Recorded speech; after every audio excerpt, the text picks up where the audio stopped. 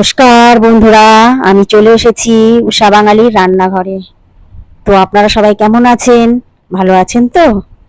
আজকে আমি বানাবো খারকোল দিয়ে কাঁঠালের আটি দিয়ে ভাজা।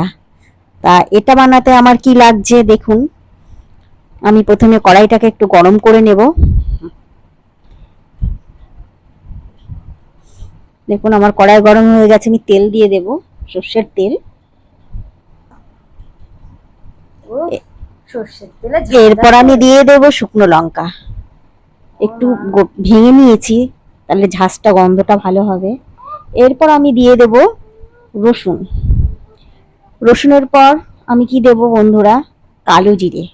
জানেন তো আমার আমার খুব ভালো লাগে কালো জিরে খেতে, তো আমি কালো জিরে দিয়ে দিয়েছি, এই যে দেখুন।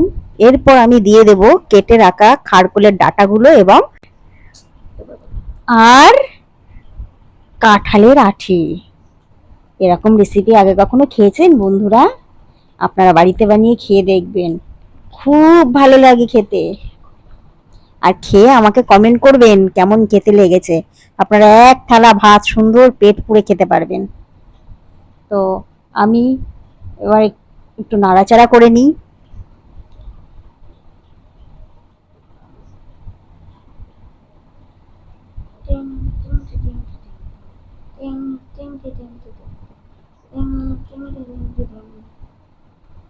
এরপর আমি দিয়ে দেবো বন্ধুরা লবণ পরিমাণ মতো, তারপর দিয়ে দেব পরিমাণ মতো হলুদ।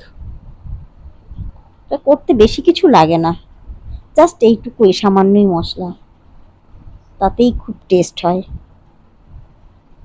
আমার নুন হলুদ দেওয়া হয়ে গেছে, এবার এটাকে আমি নেড়ে চেড়ে নেব। এরপর আমি ঢাকা দিয়ে দিয়ে এটাকে ভাজবো।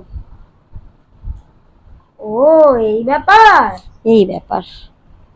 কেমন লেগেছিল বাবা খেতে? ভালো লাগছিল না খেতে বল? আমি তো আজকে মাছ খেলামই না, কি সুন্দর ছিল। আমি তো এটা দিয়েই ভাত খেয়েছি। সুন্দর সুন্দর, অতি সুন্দর ছিল। আমি কিন্তু আমি তো এক থালা ভাত খেতে পারি না, তুমি কিভাবে খেয়ে নিলে? আমার তো হেভি ফেভারিট, আমার এইটা খেতে যা ভালো লাগে। আমাকে এইসব ধরনের খাবার দিলে আমি ভীষণ ভালো খাই। বুঝলাম বুঝলাম। তো মোটামুটি আমার রান্নাটা রেডি হয়ে গেছে, দেখে নিন, পুরো লাল ভাজা ভাজা হয়ে গেছে।